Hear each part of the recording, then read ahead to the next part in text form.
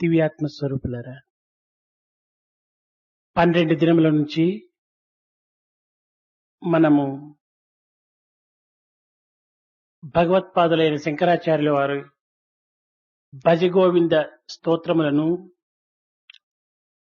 మనము శ్రవణం చేస్తూ అందలి పవిత్రమైనటువంటి మకరందమును ఆరగించుచు మన జీవితమును దివ్యమైనటువంటి యొక్క మార్గమునకు మరల్పించి తద్వారా జన్మ సార్థకం గావించుకునేటువంటి ప్రయత్నానికి పూనుకున్నాం. Divyatma Swarupas, for the past 12 days, we have been listening to the verses composed by Bhagavatpada Sri Sankara under the name Bhajagovinda. We have been taking the essence in them, which is really the sacred honey of what he has given to us. And we have also been trying to turn our life towards the divine, thereby make our life sacred. లోకమున అద్దముల వంటి చిత్తములకు మనము కోరికలన్న కల్మషమును చేర్చుకొనుట చేత మన పవిత్రత మనకే అర్థం కానటువంటి యొక్క స్థితిలో మనము అవస్థల పాలవుతున్నాము. అయితే ఈ చిత్తమునకు ఒక పవిత్రమైనటువంటి జ్యోతిని అందించినట్టుగా ఒక్కొక్క భజగోవిందము యొక్క శ్లోకము కూడాను ఒక దివ్య మార్గమునకు ఒక జ్యోతుల వలె మనకు సహాయకారిగా నిలుస్తూ ఉంటున్నాయి. In this world, our mind is clear and is mirror-like. To such clear and mirror-like mind, we are adding the impurity of our own desires, thereby causing our mind to become impure. We do not know the sacredness which it carries with it. In that circumstance, Sankara, in each verse, has handed over to us a sacred light with the help of which we can understand the significance of divinity. లోకమున గల సమస్త పదార్థములు ఎందుకుడను కామునుకున్నటువంటి శక్తి మరొక్క వ్యక్తికి లేదనే చెప్పవచ్చును. కాముడు మహావీరుడు. అట్టి వీరుడైనటువంటి కాముడు లోకమున చేరరానటువంటి యొక్క ప్రదేశమనిన్నటువంటిదే కనిపించదు. సర్వత్రా కూడాను తాను స్వేచ్ఛా విహారము సల్పేటువంటి యొక్క వీరుడు. In the world, all material things are such that the one hero by the name Kama can reach almost everything. He is so powerful that there is nothing in this world by way of material content which he cannot reach. అయితే ఒక్క ఆత్మ సామ్రాజ్యమునందు మాత్రమే తాను ప్రవేశించడానికి తగినటువంటి యొక్క అర్హుడు కాదు. మిగిలినటువంటి ప్రదేశములందు స్వేచ్ఛా విహారం సల్పేటువంటి వాడు. However, this hero, Kama, he cannot go anywhere near Atma. That is the only place where he cannot enter. In all other places and regarding to all other things, he is able to go and control them. అయితే ఈ కామునకు పరమ మిత్రుడు మరొకడు కలడు. వాడే క్రోధుడు. To this Kama or lust, there is another very close friend by name Krodha or anger. ఈ క్రోధుడు అనేటువంటి యొక్క దుర్గము లోపల కాముడు అనేటువంటి వాడు కూడాను చేరడానికి అవకాశం లేనటువంటి శక్తి సామర్థ్యం కలిగినటువంటి వాడు. This friend, anger, is so powerful that even near him, Kama or lust cannot come close. ఈ క్రోధం అనేటువంటి దుర్గములో నివాసం చేసేటువంటి వారికి ఇంద్రాది దేవతల సహితము వారు లెక్కించడానికి ఏమాత్రం కూడాను పూనుకోరు. People who live in this fort of anger, they will not care even for such personalities like Indra and other devas of that kind. ఈ కామక్రోధములు వెంట జంటలుగా తాము సంచారం సలుపుతూ ఉంటుంటాయి. This lust and anger, they are always together and they move about close to each other. కాముడు మహాశని, క్రోధుడు మహాపాపి. Kama, or the god of lust, is like a Shani, whereas anger or Krodha is a very bad sinner. ఈ రెండూ చేరినటువంటి యొక్క వ్యక్తిని శవస్వరూపుడని చెప్పడానికి కూడా సందేహం ఉండలేదు. An individual who has got lust and anger in him, there is no doubt that we should describe him as a dead body or a corpse. ఇట్టి శవస్వరూపులనే భోగశక్తులు అని కూడాను లోకములో పిలుస్తూ వస్తున్నారు. Such people who have to be counted as dead persons, these are also referred to as those who have the capacity to indulge in luxury. భోగశక్తులైనటువంటి ఈ యొక్క శవస్వరూపులకు ఆత్మ సామ్రాజ్యమునందు ప్రవేశం ఏమాత్రం కూడాను చిక్కదు. These individuals who are after luxury and sensuous pleasures, who are the corpses living in this world, they have no entry at all into the kingdom of Atma. శివశక్తులైనటువంటి త్యాగరాజులకే ఈ యొక్క ఆత్మ సామ్రాజ్యమునందు ప్రవేశించడానికి అధికారం ఉంటుంటాది, కానీ శవశక్తులైనటువంటి యొక్క భోగరాజులకు ఇందులో ప్రవేశం దక్కదు, చిక్కదు. It is only people like Tyagaraja who are given to sacrifice. Such people who are called Shiva Shaktis, they only have entrance to this kingdom of Atma. On the other hand, these Shiva Shaktis who are like the corpses, who do not sacrifice but who only want to enjoy sensuous pleasures, they have no admission into this kingdom of Atma. దీనిని పురస్కరించుకునే శంకరుల శిష్యులలో ఒకడు రాగముల అరికట్ట నేరని యోగి అయినను పతనమొందును. రాగములు అరికట్ట నేరని, దానిని నిగ్రహించుకోలేనటువంటి యొక్క యోగి కూడాను పతనమైపోతాడట. కనుక ఇంద్రియముల యొక్క నిగ్రహము అత్యవసరమని ఈ యొక్క శ్లోకములో చక్కగా వర్ణించారు. In this context, one of the disciples of Sankara described in a verse that whoever it may be who cannot control his senses, he will simply have a downfall. Even if he is a yogi, if he cannot control his senses, he is sure to have a downfall. కనుక మనము ఈ యొక్క ఇంద్రియములను అరికట్టుకునేటువంటి నిమిత్తమై రాగములను కొంత అదుపులో పెట్టుకోవాలి. రాగమనగా విషయ సంబంధమైనటువంటి వాటిపైన ప్రసరింపజేసేటువంటి యొక్క వాంఛకే రాగమని పేరు. So, in order that we may control our senses, we have to control our attachment or our desire to material things. కనుక ఇట్టి వాంఛలను విశ్వేశ్వరుని వైపున మరల్పడానికి తగినటువంటి ప్రయత్నం మనము ఈ యొక్క వయసునందు చేయవలసినటువంటి అవసరము. So, in this age, it is necessary to turn our desires from the material things towards God, and that is very necessary. ఈనాటి యువకులకు ఆత్మ సంయమం అనేటువంటిది ఏమిటో అర్థం కానటువంటి స్థితిలో ఉంటున్నారు. Today, young people do not understand what is meant by going close to Atma. చిన్న వయస్సు నుండి స్వేచ్ఛా విహారము సలుపుతూ కేవలము విషయవాంఛల యందు వారి యొక్క మనస్సును ఇమిడ్చి తద్వారా వారికి ఏది మంచి ఏది చెడ్డ అనేటువంటి తెలిపేటువంటి నాయకులు కూడాను గృహం నందు లేకపోవట చేత వీరి యొక్క జీవితము కేవలము విలాసములతో కాలము గడపడానికి తగినటువంటి ప్రయత్నాలు సలుపుతూ వస్తున్నారు. Because they are indulging in free movement, in uncontrolled movement, having their mind put on material desires, and because there are not people in the houses where they live who can tell them what is good and what is bad, the non-existence of such leaders who can give them direction, these young people are simply spending their life going after enjoying sensuous pleasures and fulfilling material desires.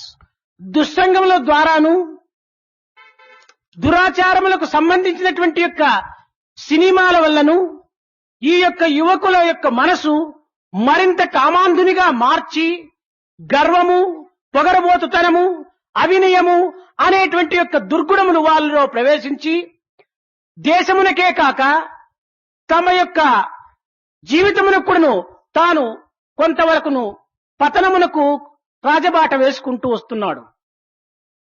On account of bad company and on account of inconsistent and bad stories that are depicted in cinemas, the young people who get themselves involved in these things are developing blind lust. They are also developing arrogance. They are becoming proud of whatever they have in their minds. They do not have the necessary humility. As a result of this, they are developing as undeserving people in the country. In addition to that, they are laying down a broad path of ruination for themselves. ఈ వయసునందు ఇంద్రియములను నిగ్రహించుకోవటానికి తగినటువంటి ప్రయత్నం చేసిన వాడే సార్థకం పొందుతాడు. లేకున్నా వాని జీవితమే నిరర్థకమైపోతుంది. కనుకనే ఈనాడు లోకములో అనేక రకములైనటువంటి కల్లోలములతో నిండినటువంటి భారతదేశమునకు మీరు తగినటువంటి యొక్క మార్గమును బోధించి ఆచరించి తద్వారా ఈ జగత్తునకు తగినటువంటి యొక్క ఉత్తమమైనటువంటి యొక్క జీవితముగా మీరు అభివృద్ధిగాంచుతారని కూడాను నేను ఆశిస్తున్నాను. One who cannot control his organs and his sensuous desires, he will spend his life in a manner that will become utterly fruitless. On the other hand, one who can control his organs, he will spend his life in a manner that will be fruitful. I do hope that you will take this to your hearts and spend your life in a manner that you can lay a proper path for the country as a whole. And thereby, through laying down the proper path for the future of India, you will also see that the world itself progresses. This is my hope. సత్యమునకై మీ జీవితమును అంకితము చేసి లోక కళ్యాణ నిమిత్తమై మీ యొక్క కర్మను అర్పితము చేసి మీరు తల్లిదండ్రులకు తగినటువంటి యొక్క కీర్తిని కూడాను ఆర్జించి తద్వారా మీ జన్మను కూడాను మీరు సార్థకం చేసుకోవటానికి ప్రయత్నం సలపాలి. You must dedicate your lives to truth. You must direct your work in such a way that it results in the prosperity of the world. You must behave yourselves in such a manner that your father and mother have satisfaction. This is how you should spend your lives. ఇట్టి ఇంద్రియములను నిగ్రహించుకొనుటకు సులభమైనటువంటి మార్గము ఒక్క ప్రేమ మాత్రమే. The easiest path for controlling your sensuous desires is through prema or love. ఈ ప్రేమ స్వార్థరహితమైనటువంటిది కనుక అది మన యొక్క ప్రయోగములలో దాని యొక్క రూపములు మార్పు చెందుతూ ఉంటున్నాయి. The prema as referred to here is a selfless prema. Therefore, its shape and form will change in accordance with where and how we show this selfless prema. ప్రేమ మూడు విధములు. Prema is of three kinds. ఒకటి అధమ ప్రేమ, రెండవది మధ్యమ ప్రేమ, మూడవది ఉత్తమ ప్రేమ. The first one is base love. The second one is medium kind of love. The third one is very good, extraordinarily high type of love. నాది నావారు అన్నటువంటి యొక్క పదార్థము కాని వ్యక్తి కాని ఉన్న చోటనే మానవుడు మనసును మనిషిని రెండు కూడాను వంచించి తాను అందులో కొంత కార్యములకు పూనుకుంటాడు.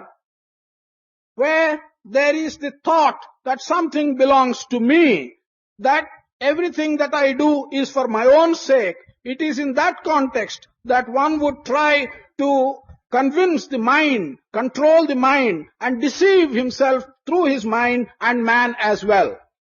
లోకము ఏ గతి పట్టిన కూడాను తాను ఏమాత్రం కూడాను విచారించడు. లోకము ఏ విధమైనటువంటి యొక్క అవస్థల పాలైనప్పటికీ తాను ఏమాత్రము విచారించడు. తాను తనవారు క్షేమంగా ఉండినా, తాను తన యొక్క వస్తువులు భద్రముగా ఉండినా అంతే చాలనేటువంటి యొక్క మహాస్వార్థమునకు గురి అయిపోవటం చేత వాడు అధమస్థితి యందు తన యొక్క ప్రేమను ప్రవేశపెడుతూ వస్తున్నాడు. It doesn't matter what way the world goes. It doesn't matter what way others suffer. To him, all that matters is that he and his people are well. To him, all that matters is he and the things that interest him are well. Thus, it is an intensely selfish type of love, selfish type of prema, in which nobody else matters except himself. This is the basest kind of love, adhama. ఈ ప్రేమ మానవుని ఉత్తమ స్థితికి ఏమాత్రం కూడాను కొనిపోదు. This kind of prema will never take man to the highest position. ఇది లోకముతో ఎట్టి సంబంధమును కూడాను తాను అనుభవించక కట్టగడబడకు తాను పరులకు ఏమాత్రము కూడాను ప్రీతికి గురికాక తాను ఏకాకిగా చావవలసి వస్తుంది. This kind of love will not take him anywhere near the world. Not only that, no one in the world will develop any affection for him. Ultimately, he will have to die a lonely individual. ప్రేమ మహా పవిత్రమైనటువంటిది. వ్యక్తికి వ్యక్తికిను వస్తువులకు వస్తువుగాను తన అనుబంధ సంబంధములను కల్పించేటువంటి యొక్క పవిత్ర శక్తివంతమైనటువంటిది. Prema is a very sacred thing. Prema has the capacity to establish connection and relationship between one individual and another. It can also establish connection and relationship between one thing and another. ఈ స్వార్థమైనటువంటి ప్రేమ దేశములో గౌరవ మర్యాదలకు కూడాను ఏమాత్రం కూడాను లెక్క చేయక తన ఇంటి తనమును కూడాను తాను ఏమాత్రం కూడాను లెక్క చేయక అగౌరవములకు పాల్పడినప్పటికీ తాను అనాచారమైనటువంటి వృత్తుల యందు తన యొక్క స్వార్థమైనటువంటి యొక్క వాంఛల యందు మాత్రమే తన జీవితమును అంకితం చేస్తూ వస్తుంటారు. One who has got this selfish kind of prema, he does not care for either respect or disrespect. He does not care for whether he is getting respect or disrespect even in his own home. He will only be thinking of fulfilling his selfish desires. That is how he conducts his life. ఇంకా మధ్యమ ప్రేమ కొంత ధనమునో లేక బలమునో లేక పదవినో ఏదో కొన్ని రకములైనటువంటి ఈ లౌకికమైనటువంటి యొక్క ఘనతలను చూచి వారిని ప్రేమించి వారి ద్వారా ఏదో కొన్ని కార్యములను నెరవేర్చుకోవాలి అనేటువంటి ఉద్దేశంతో వారిని ప్రేమించినట్టుగా నటించి వారి దగ్గర చేరటమో వారిని దగ్గర చేర్చుకోవటమో జరుగుతూ ఉంటుంటారు. We now come to this medium kind or the middle kind of prema. This consists in looking at people who either are wealthy or who are strong or who have some position, and with a view to get something from them in return, we pretend to love them. And this kind of pretension only requires that you get something from them, either wealth, strength or position. This is the kind of medium type of prema. ఇది కూడాను మానవునికి అంత ఉత్తమమైనటువంటి యొక్క ప్రేమ కానేరదు. For man, this kind of prema is not also the very desirable type. పదవులు స్థిరము కాదు, ధనము స్థిరము కాదు, తన యొక్క గౌరవ మర్యాదలు కూడాను స్థిరమైనటువంటివి కాదు. కనుక ఇట్టి వాటిపైన మనం మనస్సును ఉంచి వీటినే ఆశ్రయించి ఇవియే ప్రధానమని విశ్వసించి తద్వారా మనం ఏదో కొంత ఫలితమును అందుకోవచ్చుననేటువంటి యొక్క వాంఛతో మనము చేరి వారిని ప్రేమించటము ఇది కేవలము ఉత్తమమైనటువంటిది కాకుండా మధ్యమైనటువంటి రీతిగా ఉండటం చేత ఈ మధ్యమ ప్రేమలోనే లోకము యావత్తు ముక్కాలు భాగము ఈ ప్రేమనే అనుభవిస్తూ వస్తున్నారు. One's position is not something which will remain permanently. One's wealth is not something which will remain permanently. Either the respect or disrespect which one gets is not going to remain permanently.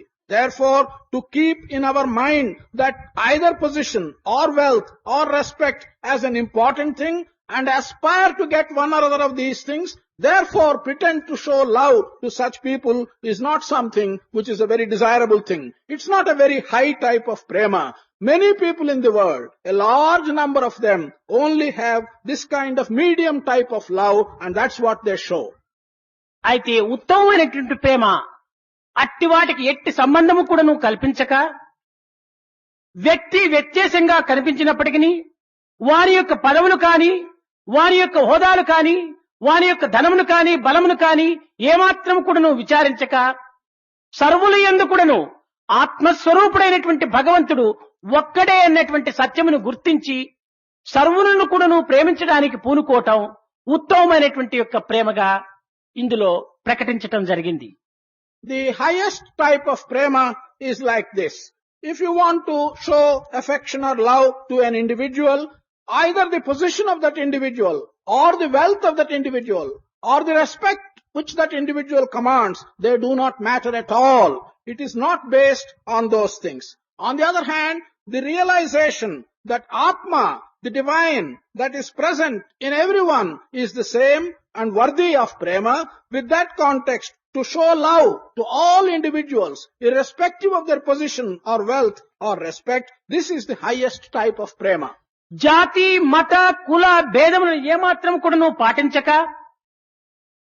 కాల దేశ పాత్రలను ఏమాత్రము కూడా నువ్వు చూడక, కేవలము ఆత్మయందే దృష్టి ఉంచి ఆత్మ సమత్వాన్ని తాను మాత్రమే భావించుకొని లోకమును ఏకత్వంగా కూడాను అనుభవించడానికి పూనుకోవటము, ఇది ఉత్తమ ప్రేమగా మనకు కనిపిస్తుంది. Without caring for the religion, without caring for the sect or for the particular kind of jati to which one belongs, without caring for the time, without caring for the country, and without caring for the particular individual, to show love to everyone, only regarding that Atma that is present in all these people and at all times is worthy of our love, and to develop an equal mindedness, look at the entire world as one world with no difference at all, this is the highest type of prema. ఒకరు విశ్వసించినను విశ్వసించకపోయినను దైవము సర్వభూతాంతరాత్మగా అనేటువంటి యొక్క సత్యమును ఇది ఎవరు కూడాను చెలించడానికి కానీ లేక దానిని చెదర్చడానికి కానీ పూనుకోవటానిలో ప్రయోజనం ఉండదు.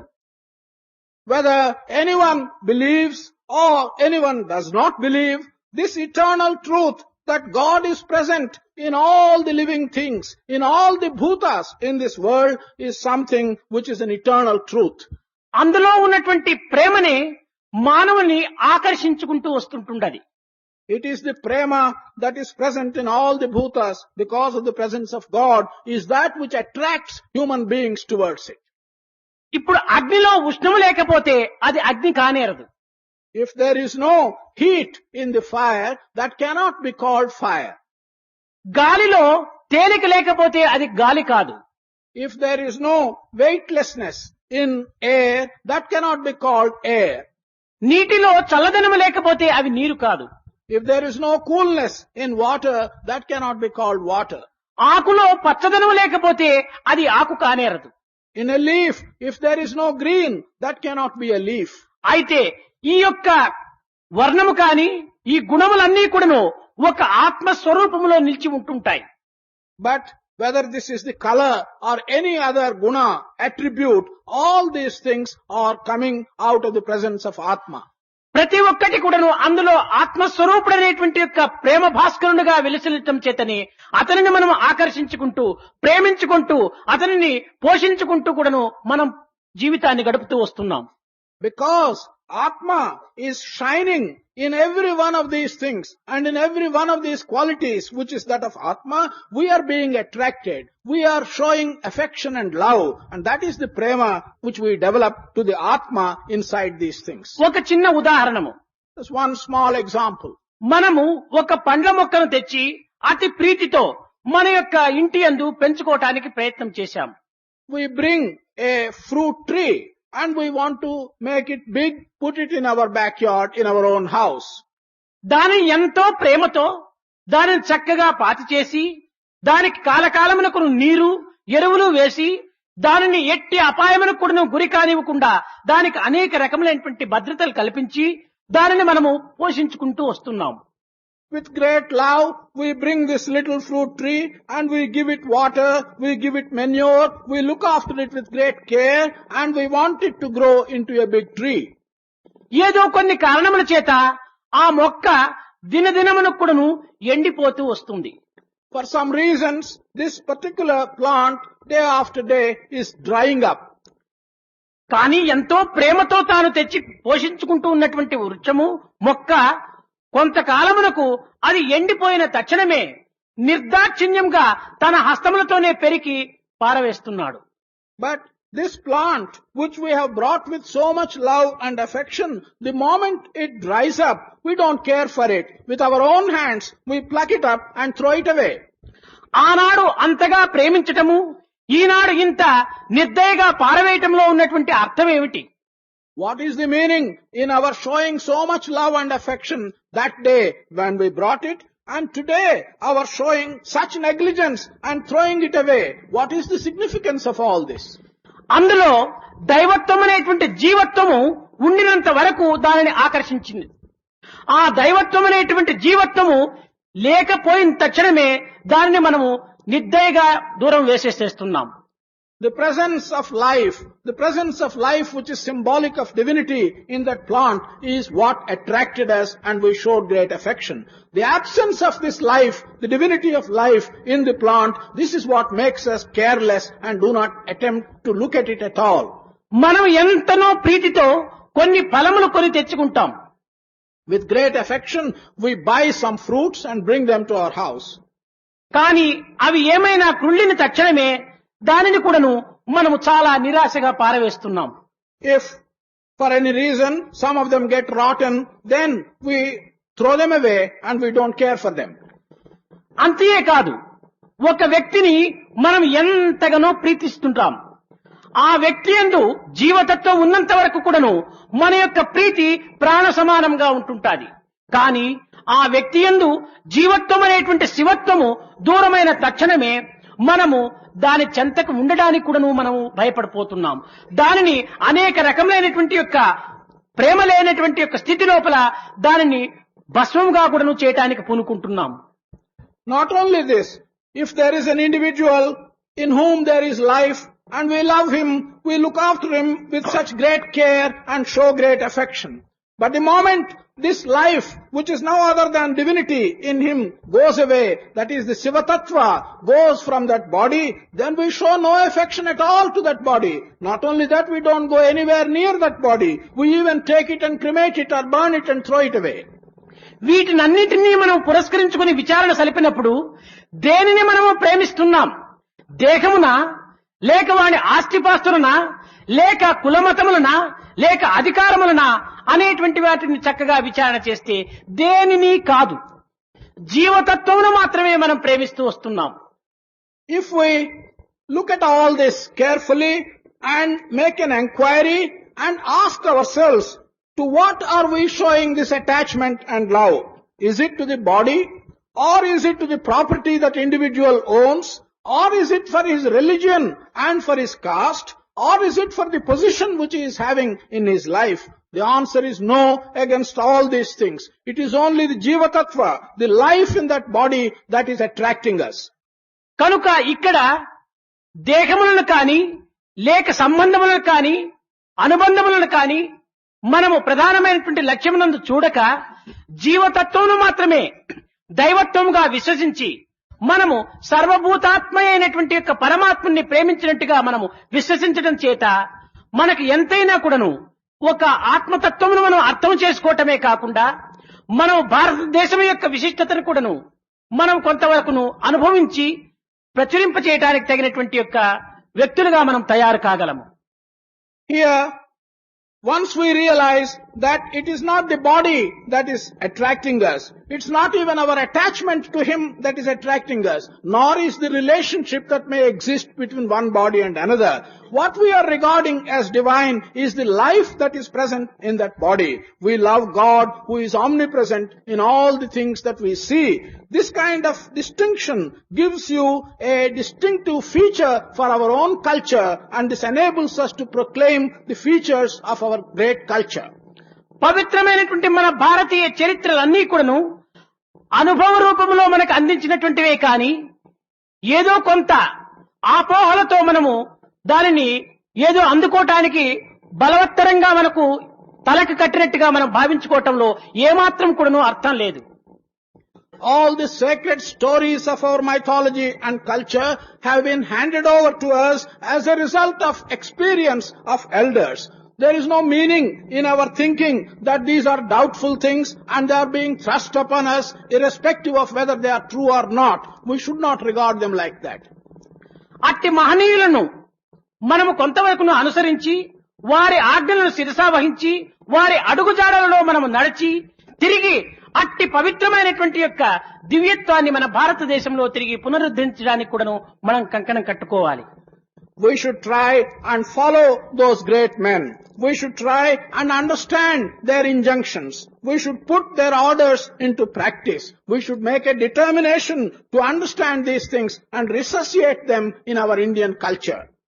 కష్టములందు కానీ సుఖములందు కానీ నిందలయందు కానీ నిష్ఠూరములందు కానీ పాండవులు పరమాత్ముడైనటువంటి కృష్ణుని పైన ఎట్టి విశ్వాసము నుంచి కట్ట కడపటి వరకు కూడాను ఆ కృష్ణుని యొక్క ఆజ్ఞలనే అడుగుజాడలుగా పెట్టుకొని వారు ఆచరించినటువంటి పవిత్రమైనటువంటి ఆచరణను ప్రతి మానవునికి కూడాను అత్యవసరమైనటువంటివి. Pandavas, as you know, whether they were in difficulties or whether their life was smooth, whether they were being abused by others or whether they were being praised by others, irrespective of the time and conditions, they were having Krishna Paramatma in their mind as the Lord. And this kind of feeling which the Pandavas had should serve as an example to us, and we should be able to follow that example. దేవతలు అడ్డు వచ్చినప్పుడు కూడాను లెక్క చేయక కాండవనమును దహనం చేసినటువంటి అర్జునుడు ఇంకా మహావీరుడై సూర్యుడై ఎటువంటి ఘోరమైనటువంటి యొక్క యుద్ధములందు కూడాను ధైర్య సాహసములతో దిగ్విజయాన్ని సాధించినటువంటి అర్జునుడు ద్వారక నుంచి స్త్రీలను తీసుకొని హస్తినాపురం వస్తున్నటువంటి సమయం లోపల వెర్రి గొల్లలతో చిక్కి తాను ఏమాత్రము నిస్సహాయుడై నిలిచిపోవటంలో ఉన్నటువంటి అంతరార్థాన్ని అర్జునుడు చక్కగా గుర్తించుకున్నాడు. Even if such mighty persons like Devatas came in his way, Arjuna never shirked. Arjuna fought so many wars in a very courageous manner. Such a person, when he was accompanying towards the end the women from Dwaraka to Hastinapura, Arjuna became so weak and he could not fight with very innocent cowherds. This special feature Arjuna did realize in a very full, meaningful manner. కారణం ఏమిటి? ఇంతకాలము కృష్ణుడు సాకారంగా నిరాకారంగా కూడాను మా వెంట జంట ఉండటం చేత నా యొక్క శక్తి సామర్థ్యములు అంత పవిత్రమైనటువంటివిగా ఉండినాయి. ఈనాడు కృష్ణుడు సాకారముగా మాకు దూరం అవటం చేత నా యొక్క శక్తి అందరూ కూడాను కృష్ణుడితో పాటే పోయినాయి. కనుక కృష్ణుడు అనేటువంటి వాడు సర్వజీవుల యందు కూడాను ఆత్మవాసిగా ఉండటం చేతనే మన యొక్క ధైర్య సాహసములు కూడాను మనం ఈ జగత్తులో అనుభవించుకోవటానికి వీలవుతున్నాయి. కృష్ణుడే లేకుండినా మనము కేవలము తోలుతిత్తి వంటి వారమే కాని ఇందులో ఏమాత్రం కూడాను శక్తివంతమైనటువంటిది లేదని అర్జునుడు గ్రహించుకొని తక్షణమే తాను కూడాను ఈ లోకమును వదిలిపోవాలని ఆశించాడు. Arjuna understood the reason very well. He thought that because Krishna was present in his mortal form as well as in his divine form and giving help at all times, the reason why Arjuna could fight so many battles with such courage was simply the presence of Krishna in his mortal form. But once Krishna had gone away, gave up his mortal form, then all the courage which Arjuna had disappeared. Therefore, we should understand that where there is no Lord, where Krishna is not present, there is no courage. All these human bodies will be simply reduced to mere leather bags in which there is no divine life at all. అట్టి అనుభవ రూపమైనటువంటి యొక్క దీనిలో పాండవులు జగత్తునకు అనేక రకములైనటువంటి యొక్క ఆదర్శములు కూడాను అందిస్తూ వచ్చారు. Out of such experiences, Pandavas have handed over to the world many good things. ఈ కారణము చేత పాండవులకు స్థిరస్థాయిగా చక్కని కీర్తిని వారు సంపాదించారు. For this reason, Pandavas have acquired lasting reputation. ఈ పంచ పాండవులు పంచ ప్రాణములుగా లోకమునకు ఒక ఆధారభూతులుగా నిలిచారు. The 5 Pandavas have remained as 5 pranas as examples to the world.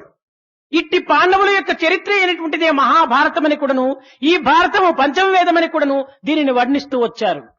The story of the Pandavas is the Mahabharata, and Mahabharata is described as the 5th Veda. ఇట్టి ఆచరణ రూపమైనటువంటి యొక్క పాండవులను ఏదో కొంచెం ఆర్టిఫిషియల్ గా మనం ఉపయోగించుకోవటానికి పూనుకోవచ్చుననేటువంటి ఉద్దేశంతో ఒకానొక సమయం లోపల ఢిల్లీ తానిషా విజయనగరం యొక్క పండితులను అష్టదిగ్గజాలను పిలిపించాడు. With a view to utilize these Pandavas for some specific material purpose, the king of Delhi, Tanisha of Delhi, he called these Ashtadhiggajas or the poets. వీరిని పిలిపించి మహాభారతం యొక్క విశిష్టతను వర్ణించమని చెప్పాడు. Tanisha asked these poets to describe the distinctiveness of Mahabharata.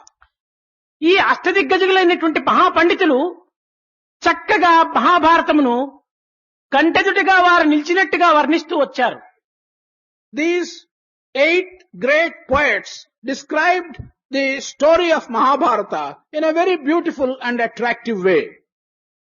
అంతా విన్న తరువాత తానిషా ఒక విధమైనటువంటి వాంఛ అతనిలో బయలుదేరింది. After hearing to this story, Tanisha developed a kind of particular desire. ఆ పండితులందరినీ చేర్చి దీనికి నేను ధర్మజుడిగాను నా మంత్రులు నాకు ఇష్టమైనటువంటి మంత్రులందరూ కూడాను పాండవులుగాను ఇంకా నలుగురు అన్నదమ్ములుగాను వర్ణించి నా విరోధు రాజులందరినీ కూడాను కౌరవులుగా వర్ణించి ఇది తానీషా భారతం అని ఒకటి రాయమని చెప్పని ఆజ్ఞ చేశాడు. He called all these poets. He told them that he would like them to write a fresh story in which he would figure, Tanisha would figure as the Dharmaraja, and all his ministers whom he particularly likes would figure as 4 other brothers, the 4 Pandavas, and all his enemies would figure as the Kauravas, and he asked them to produce a Tanisha Bharata. కానీ ఈ పాండవులు ఈ యొక్క కవులు ఈ యొక్క భారతం రాయటానికి ఏమాత్రం కూడాను అంగీకరించక దీన్ని ఏ రీతిగా రాయటానికి వీలవుతుందని వారు కొంత వెనుకంజ వేస్తూ వచ్చారు. These poets were not inclined to produce a Bharata in that manner. So they were in some trouble. They were discussing amongst themselves how they would get over this situation. కానీ అందులో తెనాలి రామకృష్ణుడు ధీరుడై నిలిచాడు. ఇతనికి తగినటువంటి గుణపాఠం చెప్పాలని చెప్పని తాను సంకల్పించుకొని తానిషా గారు నేను ఈ భారతాన్ని నేను రాస్తానని చెప్పాడు. Amongst the poets, Tenali Ramakrishna, he came forward. He said he would undertake the task. He wanted to teach a lesson to Tanisha, but told Tanisha that he would produce this Bharatam. అయితే ఇది ఒక్క వారం లోపలనే భారతంగా తయారు చేసి తీసుకుని రావాలి, నీకు గొప్ప బహుమానం ఇస్తానని తానిషా చెప్పాడు. Tanisha then said, yes, you must prepare this story of Tanisha Bharata in 1 week and bring it as a beautiful text. సరే, ఒక వారమైనప్పటికీ ఈ యొక్క రామకృష్ణుడు ఏమాత్రం కూడా కాగితము పెన్ను తీసుకోలేదు, ఏమాత్రము భారతం రాయటానికి పూనుకోలేదు. మిగిలినటువంటి పండితులందరూ కూడాను అయ్యో ఒక వారం అయిపోతున్నది, ఈ రామకృష్ణుడు ఏదో ఒక వాగ్దానం చేశాడు, ఈ వాగ్దానం చెల్లించకుండా ఈ తానిషా ఏమి శిక్ష ఇస్తాడో అని కూడాను కొంత లోపల చాలా గుసగుసలు బయలుదేరాయి. The week was coming to a close, but this Ramakrishna never even handled any paper or pen. The other poets have been fearing what Tanisha would do. This Ramakrishna has not even started writing, has not touched a paper or pen, and Tanisha would probably give some punishment. సరే, ఒప్పుకున్న కాలమునకు 2 కాగితములంతా కూడా సంకలో పెట్టుకున్నాడు. తానిషా దగ్గరికి బయలుదేరాడు రామకృష్ణుడు. By the end of the agreed period, Tanisha took a few pieces of paper, put them in his hand, and went to Tanisha.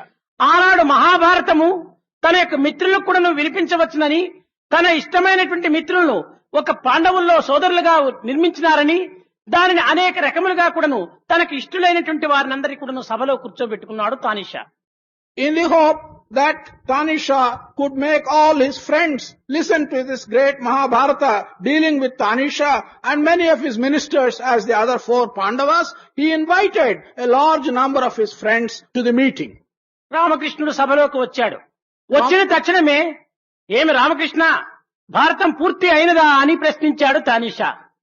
అంతా అయినది, 2-3 సందేహాలు కొంచెం ఉంటున్నాయి, తమరిని విచారించి ఆ సందేహాలు పూర్తి చేయవచ్చు, అంతేకాని భారతమంతా పూర్తి అయిపోయింది అన్నాడు. Tanisha asked Ramakrishna, well, what have you done? Has the Bharatam been completed? Ramakrishna replied, yes, it is nearly complete, but I have just 1 or 2 minor doubts. I have to talk to you and consult you before clearing those doubts and completing the text. అయితే ఏమిటి ఆ doubts అడగమని చెప్పాడు Tanisha. Tanisha said, yes, what are those doubts? You can ask me. అయితే ఈ సమావేశం లోపల అడగడానికి కొంచెం జంకుతూ పడుతుండాది.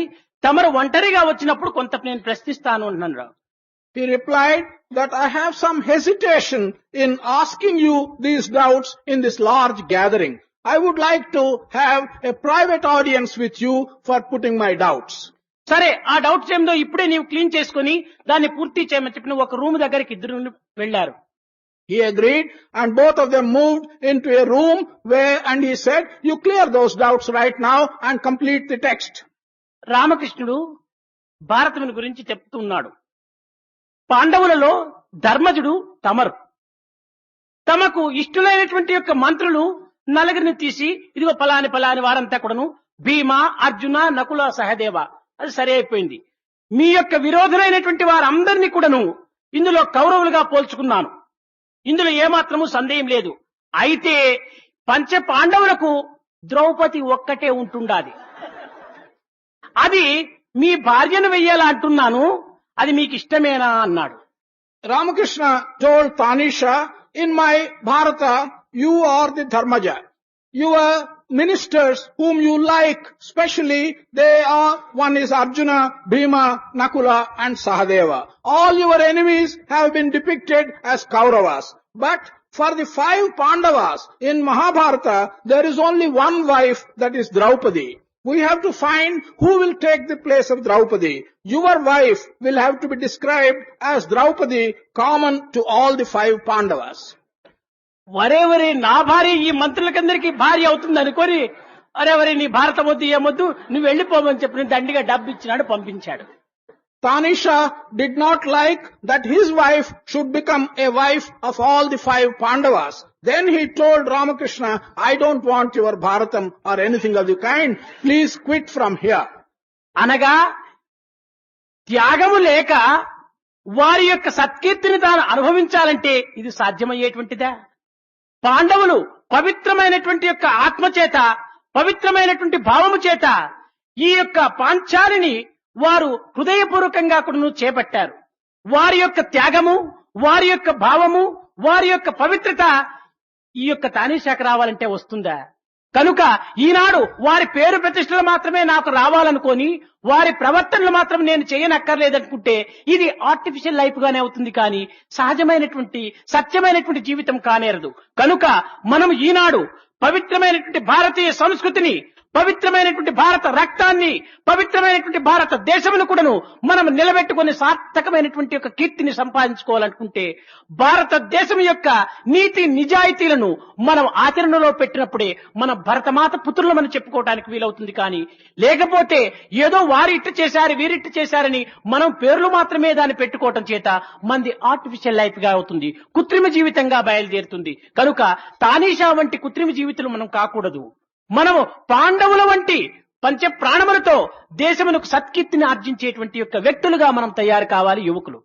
Thus, we see here that Tanisha wants to have the reputation, but he does not want to have the sacred ideas, the sacred views with which the 5 Pandavas accepted Panchali as their wife. When the 5 Pandavas accepted Panchali as their wife, they had such noble ideas and they had such great notions about family. But this Tanisha wants only the reputation of the Pandavas. He does not want to follow the conduct which they had shown as an ideal example. Today, if we want to establish the culture and the nobility of the culture of our country, we should realize that we should accept the fact that our country has for its basis morality and truth, and we should also follow the path of morality and the truth. If only we want to have the reputation and not follow the path of morality and truth laid down by our ancestors, we will only be getting their names and not their conduct. This will be leading a very artificial life and not a true life. మీ యొక్క పవిత్రమైనటువంటి యొక్క భావముతో సమాజ సేవను సలిపి సర్వేశ్వరుని అనుగ్రహానికి పాత్రులగుటకు ఈ ఇంద్రియ నిగ్రహం అనేటువంటిది అత్యవసరము. We should not hanker after getting a name or after getting reputation. We should look to the fulfillment of our life. In that aspect, certainly we should do service to the community. In doing that service to the community, you must have the aspect of Atma or the divine in your mind. This is the way to do service to the country. ఈ ఇంద్రియముల లోపల జిహ్వేంద్రియము చాలా ప్రధానమైనటువంటిదని నిన్నటి దినం చెప్పాను. ఆ జిహ్వేంద్రియముతో మనము అధిక భాషలుగా మనం ఉపయోగపెట్టక, అనవసరమైనటువంటి మాటలలో మనము చేర్చుకొనక, కొంతవరకును పవిత్రమైనటువంటి యొక్క ప్రబోధనమైందు మాత్రమే ఆ యొక్క పవిత్రమైనటువంటి జిహ్వకు మనము పని ఇవ్వటానికి పూనుకోవాలి. In the matter of controlling your sensory organs, which is a prerequisite for following the divine path, yesterday I mentioned to you that of all the sensory organs, the palate or the tongue is the most important one. We should not indulge in giving this tongue the task of talking unnecessarily or talking too much. We should only enable it to utter good and sacred words. మీకు అనేక పర్యాయములు కూడా చెప్పి ఉండొచ్చును. నాలుకకున్నటువంటి ఓపిక మరొక దానికి లేదు. I have mentioned it several times to you.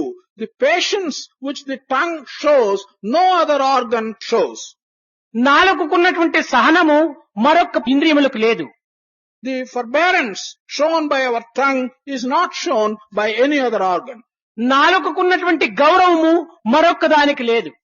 The respect which the tongue has, no other organ has. నాలుకకున్నటువంటి త్యాగము మరొక ఇంద్రియములకు లేదు.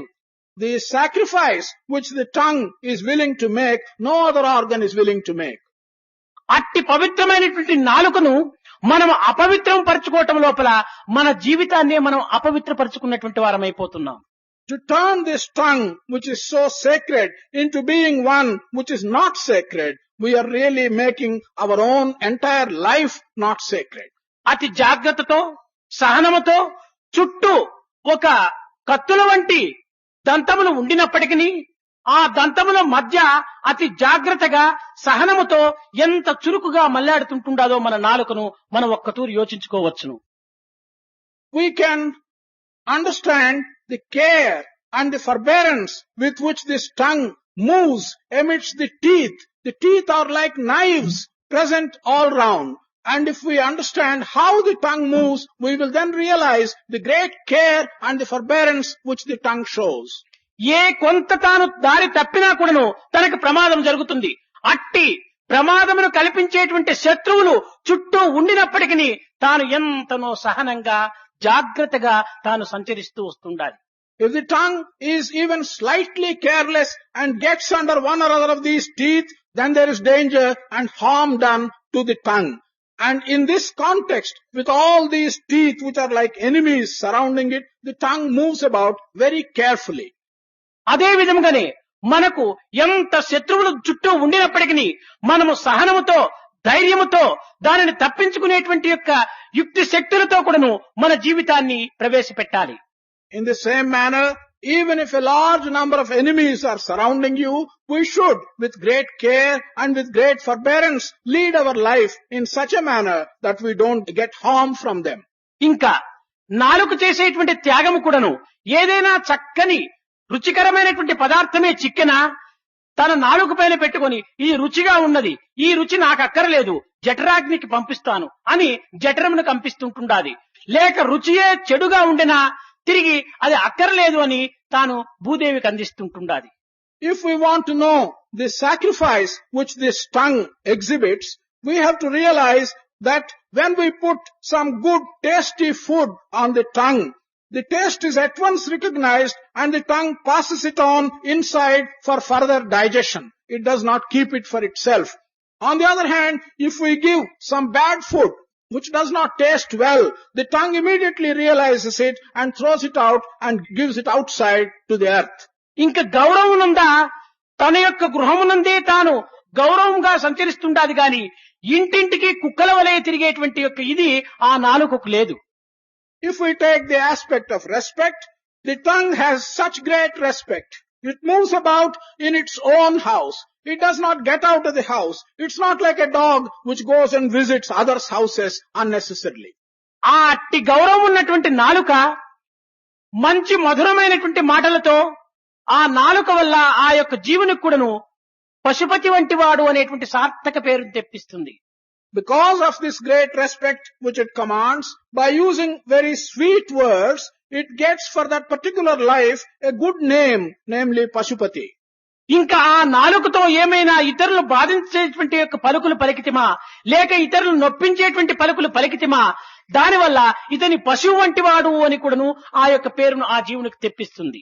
On the contrary, if with the tongue we utter words which will cause trouble to others, or we make it utter words which will harm others, then the individual will get such disrespect and people will call him a pashu or an animal. కనుక మంచి పేరు కాని చెడ్డ పేరు కాని మనకు వచ్చుటకు మూల కారణము జిహ్వనే.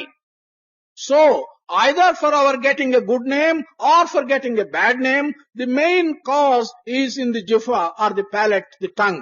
కాక వచ్చి మన ఇంటి పైన కూస్తున్నప్పుడు మనం రాయి తీసుకుని విసురుతాము దానికి. When there is a crow which is coming and standing on the top of our house, we take a stone and pelt at it.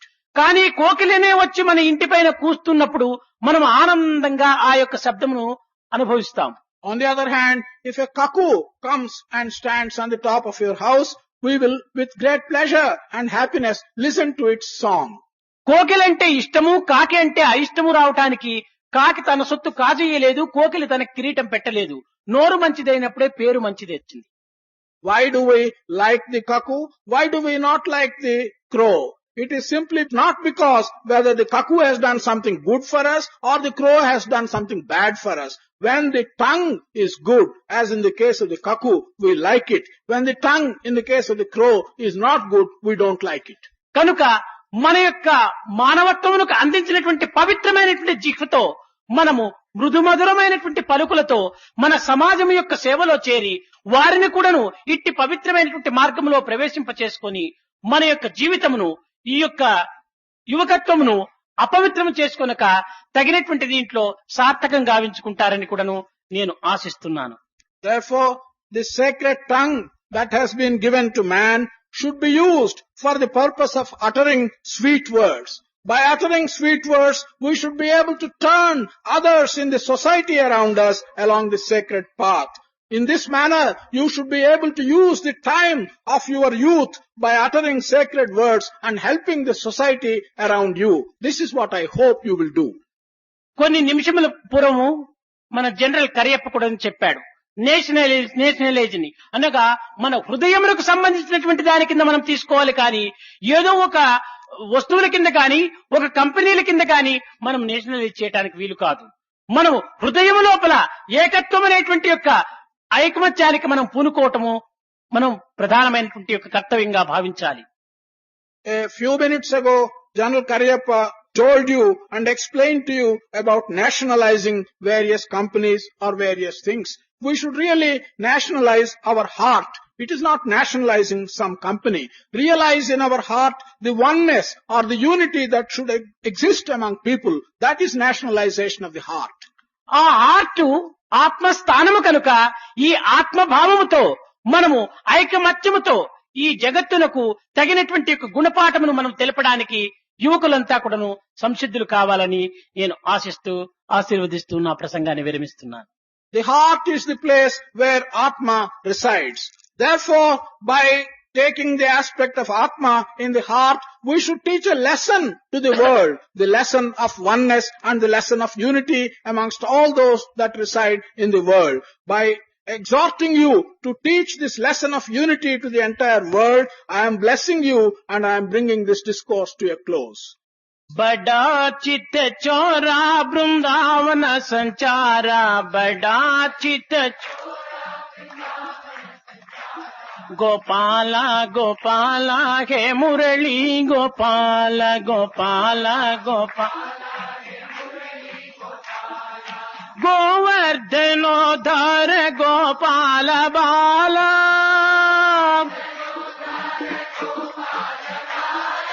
गोपी मनोहर राधे गोपाला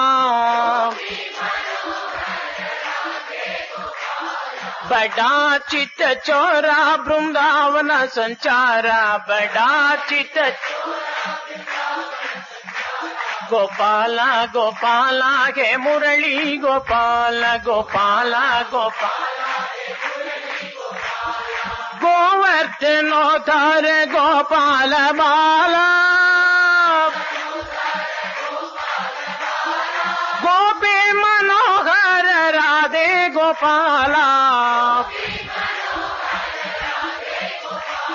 बड़ा चित्त चोरा वृंदावन संचार गोपाल गोपाल हे मुरली गोपाल ओम श्री राम जय जय राम ओम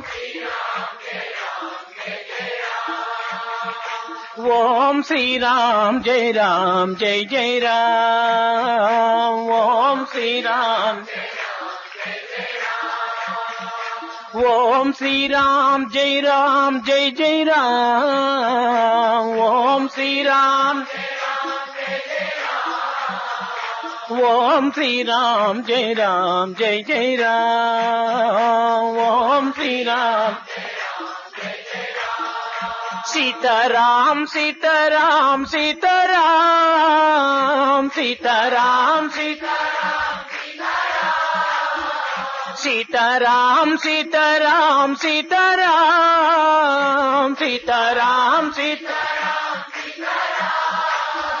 राधे श्याम राधे श्याम राधे श्याम राधे श्याम